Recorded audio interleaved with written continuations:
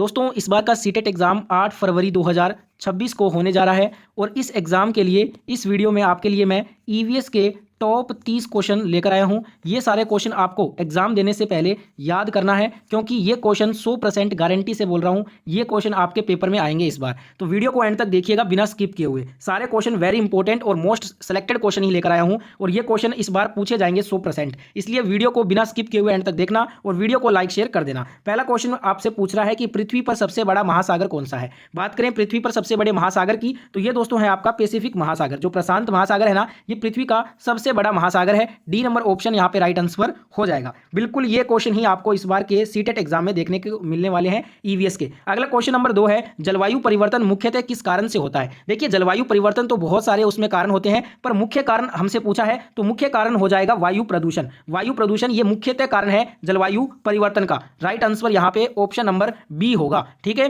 अगला क्वेश्चन देख लेते हैं। अगला क्वेश्चन यहां पे दोस्तों पूछ रहा है कि ह्यूमस किस प्रकार की सामग्री होती है। अगर दोस्तों हम ह्यूमस की बात करें तो ये एक कार्बनिक पदार्थ है। किस प्रकार की सामग्री है ये ह्यूमस, तो ये आप कहोगे कार्बनिक पदार्थ है। सी नंबर ऑप्शन यहां पे सही उत्तर है इस क्वेश्चन का। पूरा वीडियो एंड तक देखना है। टॉप 30 क्वेश्चन है ये ईवीएस के, और भी बहुत सारे क्वेश्चन मैं आने वाले दिनों में लेकर आऊंगा। उसके लिए आपको फटाफट से चैनल को जरूर सब्सक्राइब करके नोटिफिकेशन की घंटी को ऑन करके रखना है। जैसे ही नया वीडियो सीटेट का बनाऊं और अपलोड करूं तो आपको नोटिफिकेशन उसका पहुंच जाए। इसका आंसर हो जाएगा option number C. Next question देख लेते हैं। अगला क्वेश्चन में पूछ रहा है दोस्तों, क्वेश्चन है कौन सा पौधा स्वच्छ हवा में योगदान करता है। ऑप्शन है पीपल, बांस, तुलसी या फिर उपरोक्त सभी। तो आपको बता दूं इसका आंसर हो जाएगा ऑप्शन डी उपरोक्त सभी। पीपल, बांस, तुलसी ये तीनों पौधे स्वच्छ हवा में योगदान करते हैं। Right answer option number D हो जाएगा। नेक्स्ट यहां पे क्वेश्चन देखिएगा दोस्तों। क्वेश्चन नंबर 5 क्या कह रहा है, चक्रीय जीवन प्रक्रिया किसके द्वारा संचालित होती है। बात करें चक्रीय जीवन प्रक्रिया की तो ये दोस्तों ये किसके द्वारा संचालित होती है, तो ये प्राकृतिक प्रक्रिया के द्वारा संचालित होती है। राइट आंसर यहां पे ऑप्शन नंबर बी होगा। नेक्स्ट क्वेश्चन देख लेते हैं फटाफट से। क्वेश्चन नंबर 6 क्या कहता है। क्वेश्चन नंबर 6 है दोस्तों कि कौन सा वृक्ष फॉरेस्ट का उदाहरण है।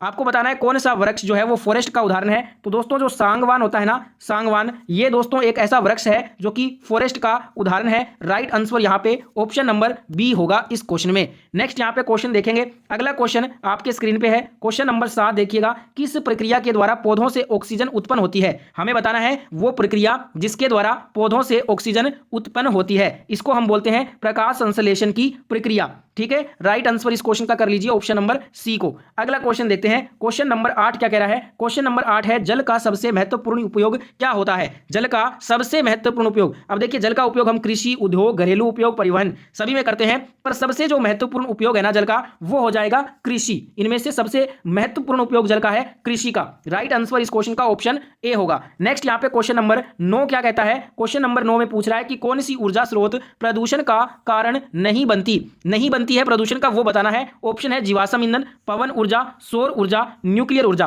तो मैं आपको बता दूं दोस्तों इसका राइट आंसर हो जाएगा पवन ऊर्जा। ठीक है, अगर इसको अपने डिटेल से समझें, देखिए जीवाश्म ईंधन ऊर्जा का वो स्रोत है जो कि प्रदूषण करता है। वहीं दोस्तों सौर ऊर्जा में भी हम ये चीज़ देख सकते हैं, न्यूक्लियर ऊर्जा में भी प्रदूषण का कारण ये बनता है। वहीं पवन ऊर्जा जो होता है ना, ये दोस्तों एक ऐसा ऊर्जा का स्रोत है जो कि बिल्कुल भी प्रदूषण नहीं करता है। तो राइट आंसर इस क्वेश्चन का बी नंबर ऑप्शन होगा। नेक्स्ट यहाँ पे क्वेश्चन नंबर 10 क्या कहता है। क्वेश्चन नंबर 10 में पूछा गया है ग्रीन हाउस गैसें कौन सी होती हैं। ग्रीन हाउस गैसें कौन सी होती हैं ये बताना है। तो आपको बता दूं मीथेन और कार्बन डाइऑक्साइड ये दोनों ही क्या हैं, एक ग्रीन हाउस गैसेज हैं। राइट आंसर इस क्वेश्चन का ऑप्शन नंबर बी हो जाएगा।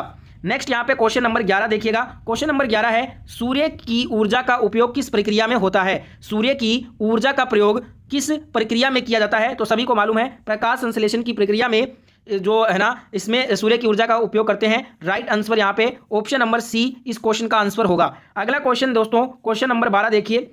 पूछ रहा है कि प्रदूषण की सबसे प्रमुख प्रकार क्या है। देखिए प्रदूषण की सबसे प्रमुख प्रकार पूछ रहा है। तो प्रदूषण का सबसे, अब यहाँ पे वायु प्रदूषण, जल प्रदूषण, मृदा प्रदूषण, ध्वनि प्रदूषण, ये 4 प्रदूषण है, जिसमें सबसे जो प्रमुख प्रकार है ना प्रदूषण का वो हो जाएगा वायु प्रदूषण। कौन सा हो जाएगा, वायु प्रदूषण सबसे प्रमुख प्रकार है प्रदूषण का। ए नंबर ऑप्शन यहाँ पे राइट आंसर है। नेक्स्ट यहाँ पे क्वेश्चन नंबर 13 में पूछा है कि भूमि पर वनों की कटाई से क्या प्रभाव होता है। भूमि पर वनों की कटाई से क्या प्रभाव होता है? तो जैव विविधता में कमी आती है इससे। भूमि पर वनों की जैसे जैसे कटाई बढ़ेगी उसका प्रभाव ये देखने को मिलता है कि जैव जो विविधता होती है ना उसमें कमी देखने को मिलती है। राइट आंसर इस क्वेश्चन का ऑप्शन नंबर बी होगा। आप सभी के लिए इतना मेहनत कर रहे हैं तो सभी प्यारे दोस्त एक बार वीडियो को एक साथ सभी के सभी ज्यादा से ज्यादा लाइक करें एक साथ, और जितना हो सके ज्यादा से ज्यादा शेयर जरूर करना है इस वीडियो को। अगला क्वेश्चन करते हैं। क्वेश्चन नंबर 14 क्या कह रहा है? कौन सा जल स्रोत पुनः प्राप्त किया जा सकता है? आपको उस जल स्रोत का नाम बताना है जिसे पुनः प्राप्त किया जा सकता है। ऑप्शन है भूमिगत जल, ताजे जल, समुद्री जल या फिर उपरोक्त सभी। तो आपको बता दूं दोस्तों, देखिए जो हमारा समुद्री जल है और ताजे जल है इनको हम पुनः प्राप्त नहीं कर सकते, वहीं जो भूमिगत जल होता है ना उसको पुनः प्राप्त किया जा सकता है। तो राइट आंसर यहां पे हो जाएगा ऑप्शन नंबर ए इस क्वेश्चन का सही आंसर होगा। अगला क्वेश्चन नंबर यहां पे 15 क्या कहता है? डाइवर्सिटी किसे कहते हैं? डाइवर्सिटी पूछ रहा है किसे कहते हैं? तो ये दोस्तों विभिन्न प्रजातियों को कहा जाता है। विभिन्न जो प्रजातियां होती है ना उसको हम क्या बोलते हैं? डाइवर्सिटी बोलते हैं। राइट आंसर यहां पे ऑप्शन नंबर बी होगा इस क्वेश्चन में। नेक्स्ट यहां पे क्वेश्चन है क्वेश्चन नंबर 16 देखिएगा। कौन सा तत्व वनस्पति जीवन के लिए आवश्यक नहीं है? कौन सा तत्व वनस्पति जीवन के लिए आवश्यक नहीं है? ऑक्सीजन, देखिए नाइट्रोजन, फास्फोरस, हाइड्रोजन, ये जो तत्व है ना वनस्पति जीवन के लिए आवश्यक होते हैं, ऑक्सीजन नहीं होता है। राइट आंसर यहां पे ऑप्शन नंबर ए होगा इस क्वेश्चन का। अगला क्वेश्चन यहां पे दोस्तों पूछा गया है कि किस प्रक्रिया के द्वारा पानी से अवशिष्ट तत्व हटाए जाते हैं? उस प्रक्रिया का नाम बताना है जिसके द्वारा पानी से अवशिष्ट तत्व को हटाया जाता है। इसको हम बोलते हैं शुद्धिकरण, फिल्ट्रेशन इसको इंग्लिश में कहा जाता है, शुद्धिकरण इसको हिंदी में बोलते हैं। सी नंबर ऑप्शन यहाँ पे राइट आंसर हो जाएगा। नेक्स्ट यहाँ पे क्वेश्चन नंबर 18 क्या कह रहा है? कौन सा जानवर अपने वातावरण के प्रति अनुकूलन करता है? कौन सा जानवर अपने वातावरण के प्रति अनुकूलन करता है? तो ये करता है पेंगुइन। जो पेंगुइन जानवर होता है ये अपने वातावरण के प्रति अनुकूलन करता है। डी नंबर ऑप्शन यहाँ पे राइट आंसर है इस क्वेश्चन में। नेक्स्ट यहाँ पे क्वेश्चन नंबर 19 देखिए। किस प्रकार के ऊर्जा के स्रोत को अक्षय ऊर्जा कहा जाता है?